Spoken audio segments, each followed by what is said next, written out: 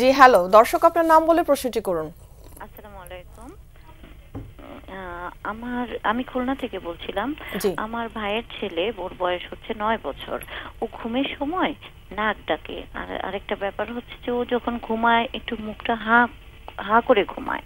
তো আমি জানতে চাচ্ছি যে এটা কোনো শ্বাসকষ্টের কোনো লক্ষণ কিনা।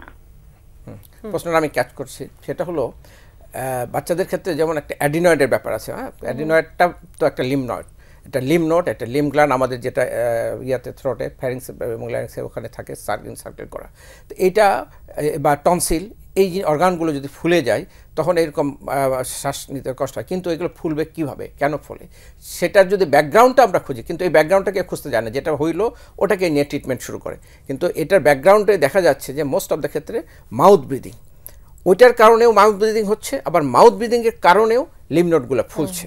কারণ আমরা প্রথমেই যদি আমরা চিন্তা করি যে আমরা এই নেচার যেখান থেকে আমরা বাতাস নিচ্ছি, আমরা একটা বায়ুর সমুদ্রে বসবাস করি।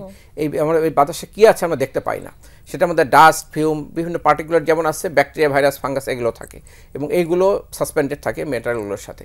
এগুলো যদি আমরা ইনহেল করি, আমাদের শ্বাসনালীতে যায়, তাহলে এগুলো রোগাক্রান্ত হওয়ার সম্ভাবনা থাকে, অবশ্যই থাকে।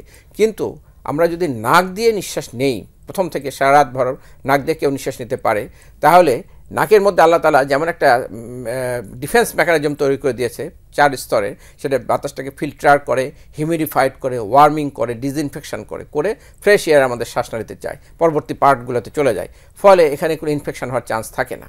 যেটা আচ্ছা, কিন্তু যাদের অ্যালার্জিক প্রবলেম আছে, ফ্যামিলি হিস্ট্রি অফ অ্যাজমা আছে, মা বাবা যিনি বলছেন উনার অথবা ওনার হাজব্যান্ড, মা বাবা দুজনের যে কোনো একজনের নিজের বা তার ফ্যামিলিতে যদি অ্যাজমার হিস্ট্রি থাকে, অ্যালার্জি হিস্ট্রি থাকে, তাহলে কিন্তু এটাই ক্ষেত্রে প্রযোজ্য হবে।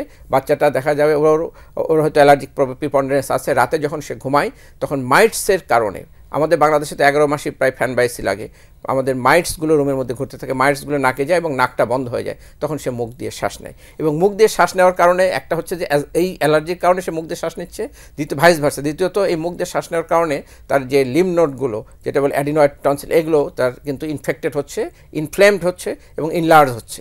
পরবর্তী এটার কারণে মুখ দিয়ে শ্বাস নিতে আরও অ্যাগ্রাভেট হচ্ছে।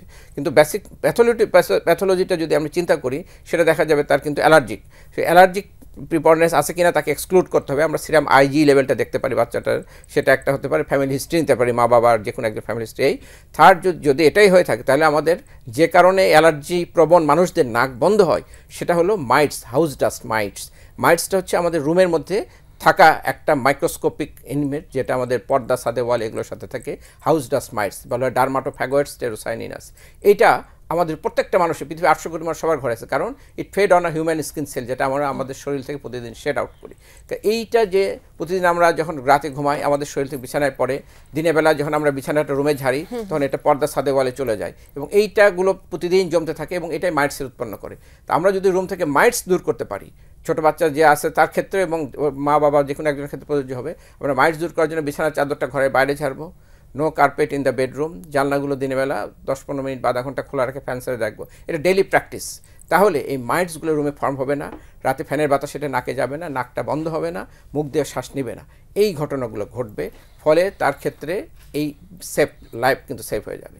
তখন তার রেসপিরেটরি ট্র্যাক ইনফেকশনের মাত্রাও কমে যাবে, দেখা যাবে যে ওই বাচ্চাটাকে বারবার অ্যান্টিবায়োটিক খাওয়াতে হচ্ছে, সেটাও কমে যাবে। সো আমাদের টার্গেট থাকবে রাতে নাক খোলা রাখা। এরপরে বাচ্চাদের জন্য, ছোটো বাচ্চাদের জন্য অ্যাডভাইস হচ্ছে রাতে ঘুমানোর আগে একটা নর্মাল স্যালাইন ইরিগেশন করে নাকটাকে সাক করে দেওয়া, তারপরে ওখানে একটা জ্যালোমেটা জলে নেজাল ড্রপ দেওয়া এবং রুমে মাইটস কন্ট্রোল করা। এই তিনটা যদি সাইমালটেনিয়াসলি করে যাওয়া হয়, তার নাকটা খোলা থাকবে, মুখ দিয়ে শ্বাস নেবে না, রেসপিরেটরি ট্র্যাক্ট ইনফেকশন হবে না, টনসিলাইটিস, অ্যাডেনোইডস এগুলো থেকেও সে রক্ষা পাবে। বাট এগুলোকে অ্যাড্রেস না করে যখন যেটা ঘটে ডক্টরদের কাছে গেলে সেটা নিয়ে ডক্টররা ট্রিটমেন্ট করে, ব্যাকগ্রাউন্ডটা কেউ চিন্তা করে না। সো দিস বাহিন্ড দি স্ক্রিন যেটা ঘটতেছে, যেগুলো আমি উন্মোচিত করে দিলাম, এগুলো যদি মা তার সন্তানের জন্য প্রযোজ্য করে, তাহলে কিন্তু বাচ্চাটার লাইফটা সিকিউর হয়ে যায়।